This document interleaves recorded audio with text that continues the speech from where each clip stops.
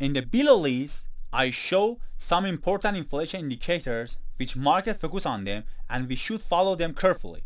Item 1 to 4 are more important than others.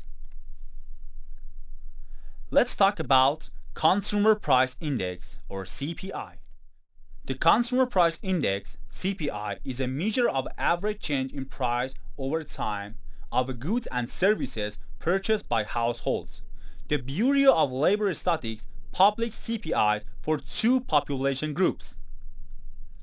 The first group is the CPI for urban wage earners and clerical workers that comprise approximately 28% of the total population. And the item number 2 is the CPI for all urban consumers, which covers approximately 89% of the total population. The CPI has been an important economic indicator for many years for direct or indirect effect on all Americans' life. It now provides a general measure of price inflation for the household sector as a whole, and it's used by Fed as an official measure of inflation for evaluating monetary policy. Now let's look at the Consumer Price Index from 2007 to 2015. Let's talk about Producer Price Index or PPI.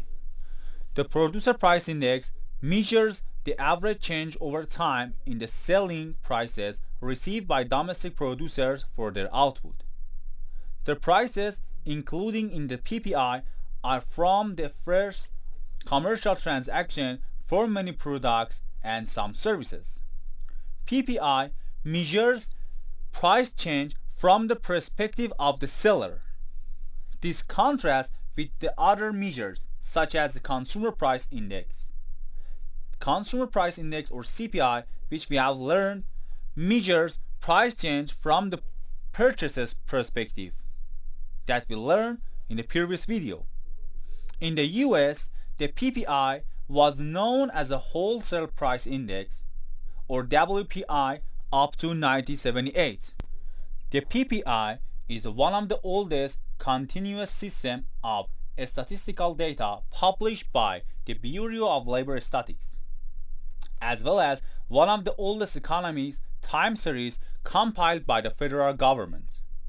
The origin of the index can be founded in 1891, so it's one of the most important indicators for gauging inflation from the seller's perspective. Let's look at the PPI chart from 2009 to 2015.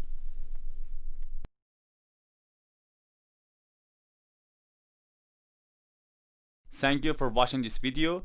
I see you in the next one.